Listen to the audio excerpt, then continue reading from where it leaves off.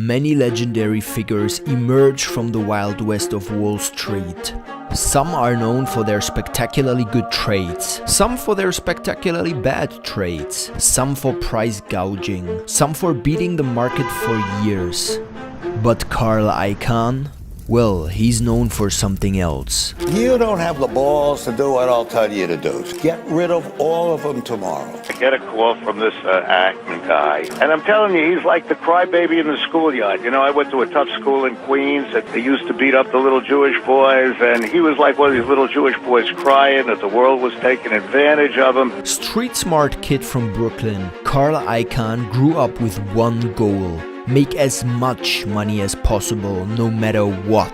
Part of my values is to make money, and I can't change my values. I mean, some people love art, love to paint. If a great painter loves to paint, well, you can't, what do you do, criticize him because he likes to paint? He hustles here and there, but in 1978 he finds his calling. Hostile corporate takeovers, or in other words, taking companies by force. For most, hostile takeovers aren't worth it. They're high-risk plays, very public and bloody affairs. Icahn doesn't mind though, he believes there's money to be made doing it. At first he doesn't mind getting his hands bloody, and it's not long before he develops a taste for it. I like to see the light go out.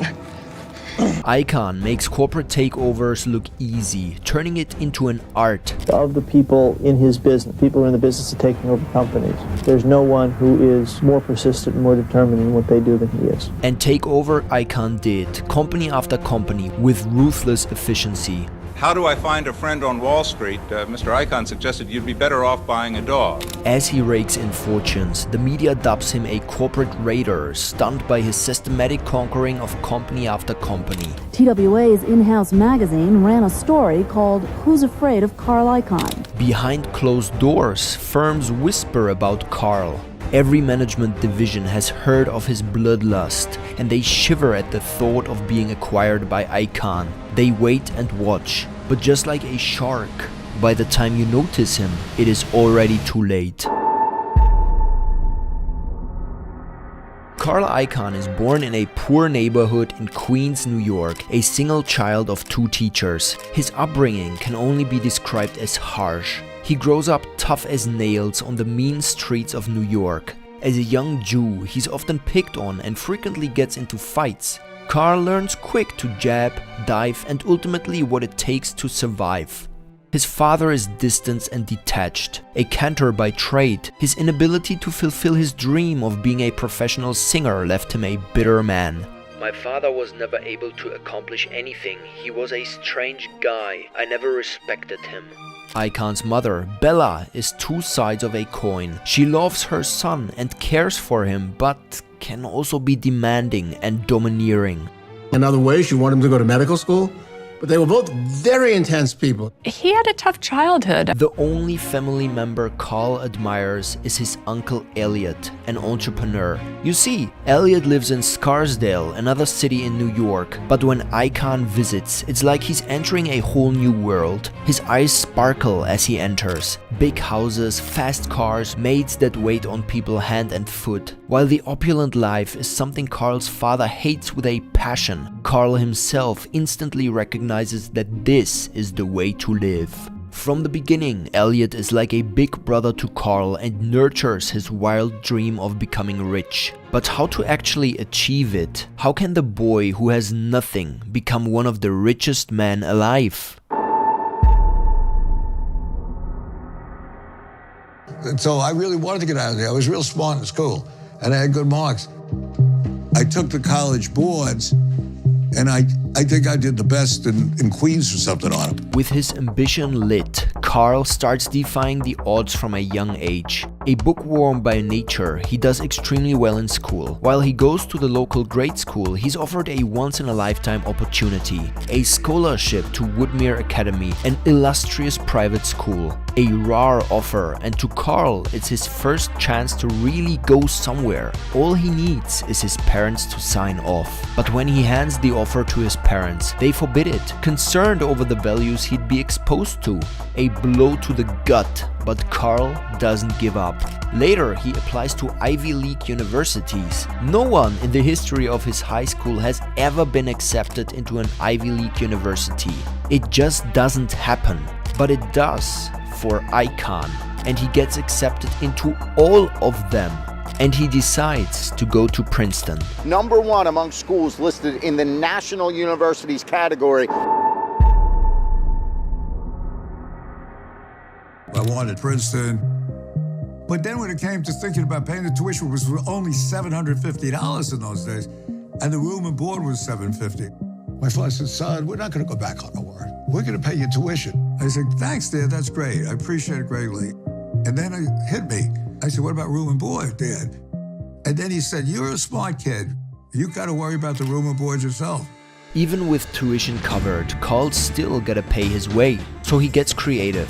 He works as a cabana boy on Lido Beach, watching rich people sunbathe and sip martinis. The life he craves. One day while working, he spots some people playing a card game and watches. It's poker, and they invite him to play. Although he loses, he picks up 4 books on the game, and the more he learns, the more he wins. Eventually, he makes double his salary in a weekend playing poker. And that's how I paid my room and board throughout Princeton. He graduates from Princeton with a degree in philosophy, even writing an award-winning thesis on the empiricist criterion of meaning, whatever that means. But Icahn's no closer to his goal, and faced with the decision to commit to a profession for the rest of his life, he now feels lost. The man who will become a ruthless shark finds himself without a sense of direction. Adrift on the ocean, Icahn will go wherever the current takes him. I got accepted to medical school, and I really didn't want to go. I didn't want to be a doctor. But my mother was so adamant. She said, it's an anti-Semitic world, therefore be a doctor. Deep down, he knows he doesn't want it. He never has, but his mother insists and pressures him.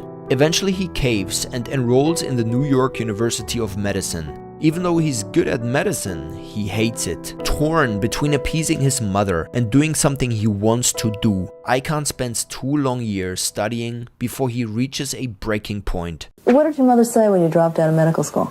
Was she disappointed? That's just a euphemism. Well, you know, you needn't come home anymore. You made the great mistake of your life. Icahn's just as lost as when he started. So he goes to one place his mom won't find him, the army. He doesn't do a lot of book learning there, but he learns discipline. He hones his killer instinct, and he plays poker. A lot of poker. And he manages to net $20,000 hustling his comrades. That's equivalent to $200,000 today. And yet, even more importantly, while in the army, he finally figures out what he wants to do. He wants to make money the way Uncle Elliot does, in business. And just like that, the boy floating with the current finally has a lighthouse to swim to.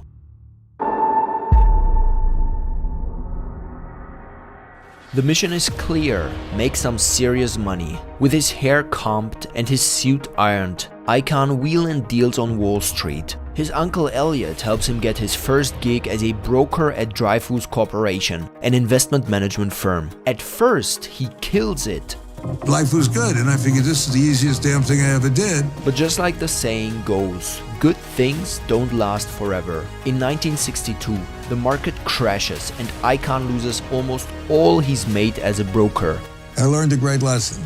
You always pay for hubris. So he gets into options instead. Something you have to understand is, at the time, the options world was a dangerous place, filled with scammers, the kind that sell their own mothers for a quick buck. These bandits play all sorts of tricks on the naive, selling options for way more than they are worth, or dressing up crappy options to look like the next big investment opportunity. And because options are a more complicated investing tool, especially in those days, they get away with it. Carl sees an opportunity and starts the Midweek Options Report, a newsletter advising people on options. This is what you should have been getting for your option, and this is what you got. And you got screwed. Over the next few years, people flock to his newsletter, a light in the dark dealings of the option underworld. This allows him to build a huge network and make a name for himself as a reputable and respectable professional, both of which come in handy later. Still, to be considered a true player in those days, you needed to have a seat on the stock exchange. When the asking price for a seat is too high, Carl pays a visit to none other than his uncle.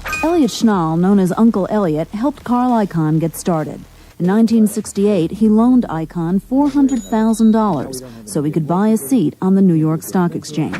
With the cash needed, Carl is able to finally buy a seat on the New York Stock Exchange. With that, he founds Icahn & Co., his very own company. Icahn says he's helping the real owners of the company, the shareholders. Similar to poker, he's worked his way up to the high rollers. He's bought a seat at the table and brought his chips. Not only does he intend to play, he intends on winning. In fact, he quickly racks up an estimated fortune of $100 million by betting on the successful completion of mergers and acquisitions. Let me say it again, $100 million.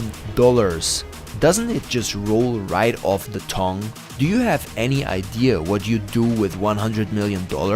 Maybe you'd quit working on the spot, retire in the Bahamas, and Icahn's done it. The boy who came from nothing now has it all. Money, prestige, power, the life he's craved, the life he's dreamed of. And yet for Icahn, 100 million isn't a golden retirement fund, it's a war chest. And Icahn's about to set the world ablaze. A finance career is one way to get to 100 million US dollars, but another option that has been becoming more and more attractive is a tech career. Salaries in tech are going through the roof, and it's even possible to break into some roles without having a university degree. That's why I was so happy to come across Course Careers and give you guys a little freebie. If you want to start a high-paying career in the technology industry but don't have previous experience or a degree, then Course Career is here to help. They are replacing college as the modern way people are starting careers, and it's so simple. All you do is go through an affordable online course where you learn everything required to actually do the job. Then they help you land a position by partnering with a wide range of tech companies who are hiring from them. Check out some of their stories of people like Kyle, who went from being a 37-year-old assembly line worker pressing buttons with no degree to making over 150K in a medical technology sales career, or Dila, who served duty in the military and didn't know what to do afterwards, to making over 100K as a cybersecurity tech sales rep, working fully remote. So great as a side venture too. Go to coursecareers.com, link is in the bio, to sign up for their free introduction course where you will learn exactly how you can start a high-paying technology career without a degree or previous experience.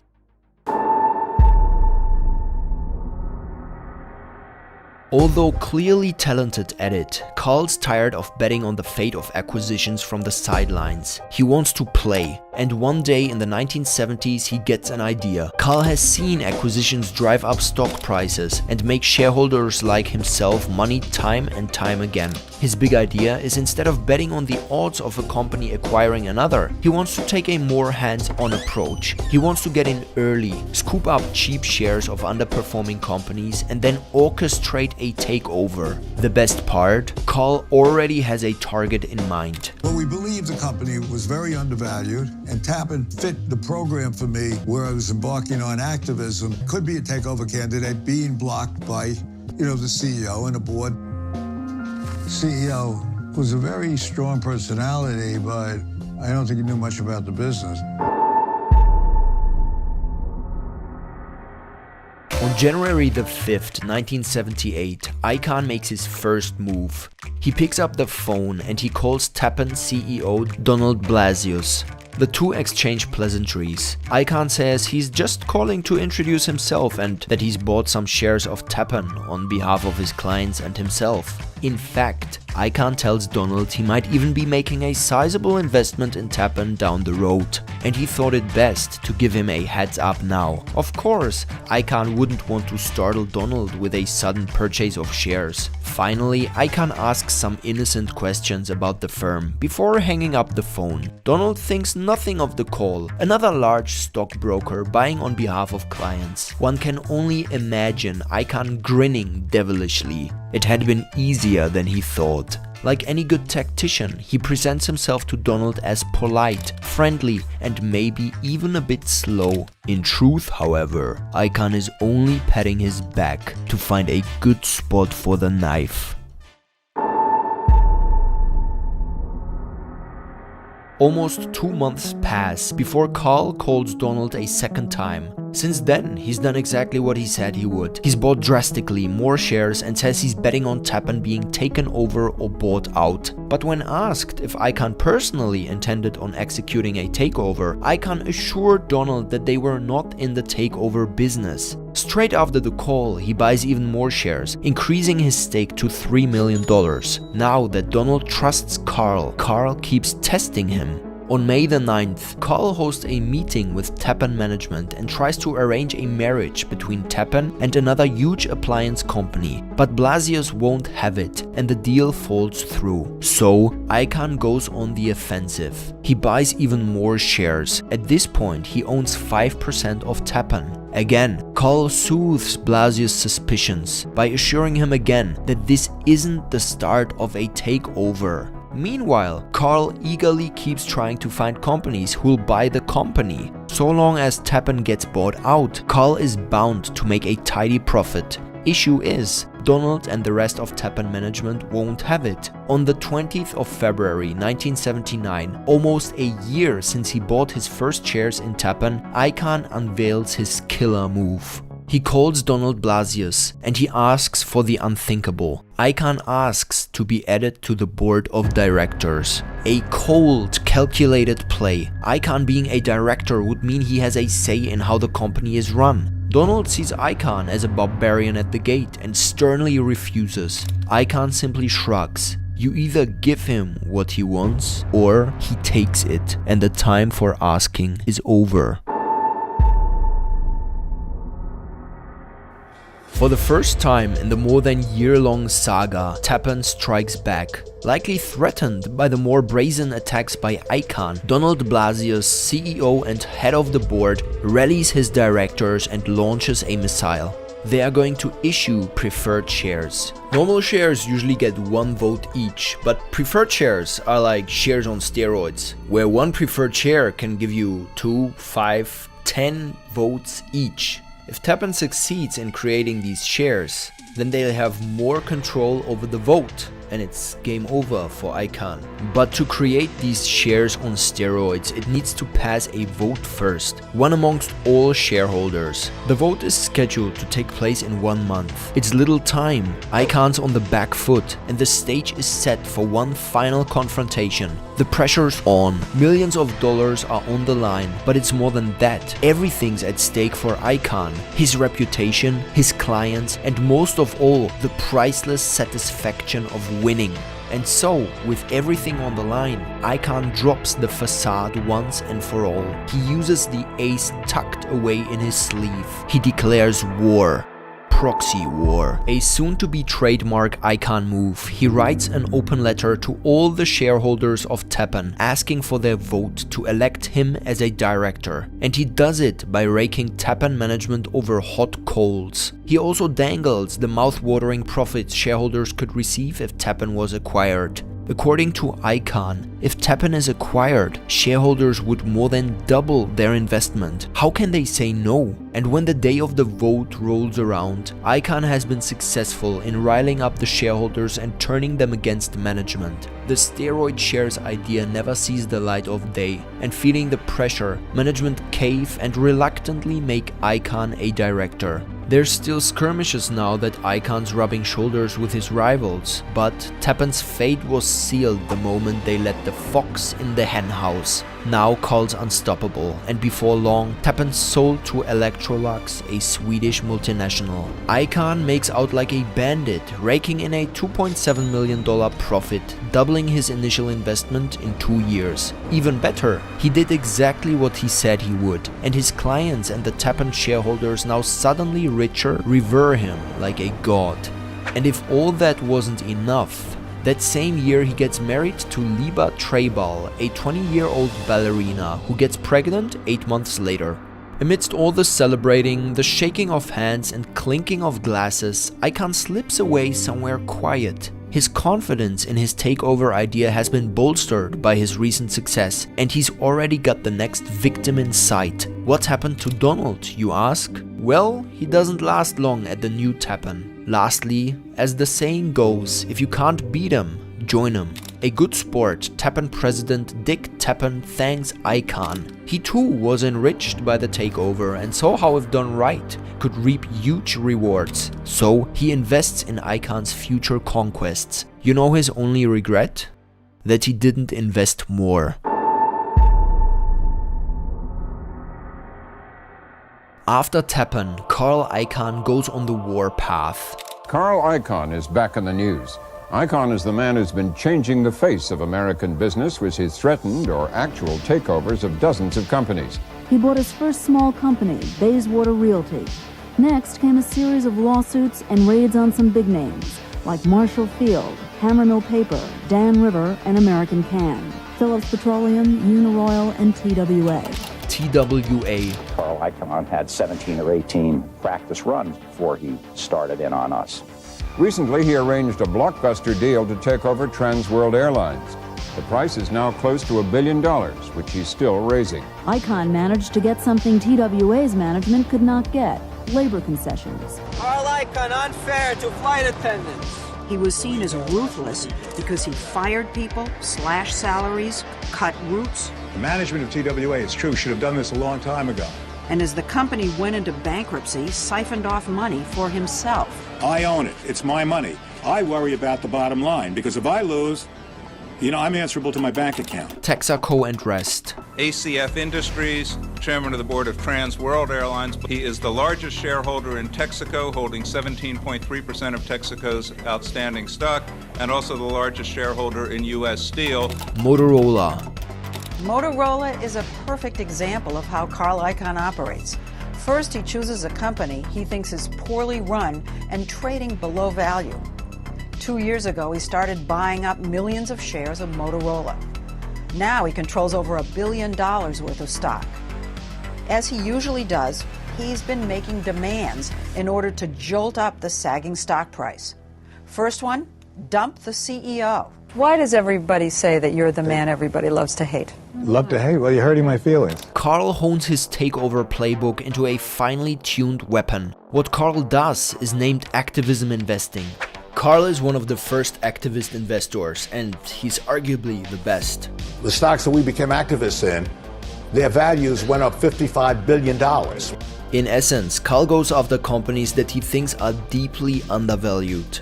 I mean, that's the real secret. You buy things, it sounds very simple, but it's very hard to do. When everybody hates it, you buy them. And then when everybody wants them, you sell it to them. When he thinks that the company's cheapness is because of something fixable, like poor management or poor decision making. You have people that run companies that aren't bad people, but shouldn't be running the companies. There are very many companies where, and it's nobody's fault really, the CEO doesn't care, he's making a lot of money. All Carl has to do to make money is pressure management to make changes, or if necessary, force them. Why is there the great divergence between real value of a company and what it's selling for? Ask yourself, why will somebody be willing to pay $60 for a Phillips Petroleum without management, but only $35 with management? What does that say about management? It's sort of simple. A corporation plus management is worth half of what a corporation is worth without management. And he has an arsenal of tools to turn the heat up on management, like proxy fighting or personally gaining majority control of the company. Carl starts building a reputation as a corporate raider, and companies even begin to pay him off like a mob boss just to stay safe. Paying Icahn to go away, buying back his stock at a premium price. That's called green mail. So I come outside with him and said, look, he said, they don't like you at all. If you start buying more stock, we're going to dilute the hell out of you. I said, now on the other side of the coin, we'll give you don't have the stock too long, we'll give you a $10 million profit to walk away. He looks at me and says, do you want some time to think about it? I said, no, I'll take the $10 million. As time goes by, Carl tackles bigger and bigger opponents with ease. But he's about to go head-to-head with another notorious business giant, Bill Ackman.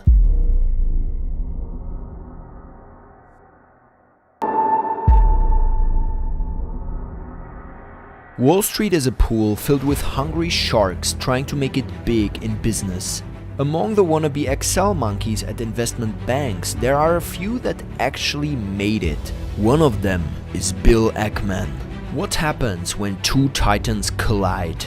The world starts shaking. In this case, at least the world of finance. But let's start at the beginning. Back in 2003, a feud develops between Ackman and Carl Icahn. The two participate in a deal involving the real estate company Hollywood Realty. Ackman is intimidated and wants to get out of the deal as fast as possible. Long story short, Ackman sells his stake to Carl for $80 a share. They agree that if Icahn sells the shares at a 10% profit or more within 3 years, they will split the returns. Hollywood Realty gets acquired by another real estate firm for $136 a share, an increase of 70% within a single year. That's when Icahn decides to apply some Wolf of Wall Street tactics. Carl says F you and refuses to pay Bill the bill, who of course hates him for it. Instantly, Ackman takes Carl to court, and after an 8-year-long legal battle, Icahn is forced to pay $4.5 million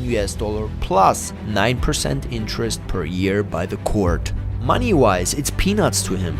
But he absolutely hates getting shown up and vows to get even. When Bill is seemingly on the trade of his life, Icahn decides to throw a spanner in the works. In 2012, Ackman enters into a short position worth $1 billion, betting against the supplement company Herbalife. Yeah, that Herbalife. The price has already sunk significantly, and Bill claims he's doing God's work. He couldn't be more wrong. Betting against a company is always risky, especially one that makes money off idiots. Icahn is looking to take revenge and buys into the seemingly dying company, raising the share price to new highs. It's almost like a tug of war. Icahn's positioned to make money if the stock price goes up, Bill if the stock price goes down. One thing's for sure, someone's going to get burned. This back and forth leads to the pair appearing in the most legendary TV interview ever. And I'm telling you, he's like the crybaby in the schoolyard. You know, I went to a tough school in Queens that they used to beat up the little Jewish boys, and he was like one of these little Jewish boys crying that the world was taking advantage of him. Now, I was concerned about dealing with Carl Icahn because Carl Icahn, unfortunately, does not have a good reputation. This is not an honest guy, and this is not a guy who keeps his word, and this is a guy who takes advantage of little people. Ackman is a liar. Their fight goes on until Ackman eventually has to get out of the trade with massive losses, while Carl laughs all the way to the bank. If you want to hear the other side of the story, let me tell you that we also produced a full biography on Bill Ackman. Make sure to check it out as well. And while you're at it, why the hell haven't you subscribed and turned on the bell notifications yet? Shame on you.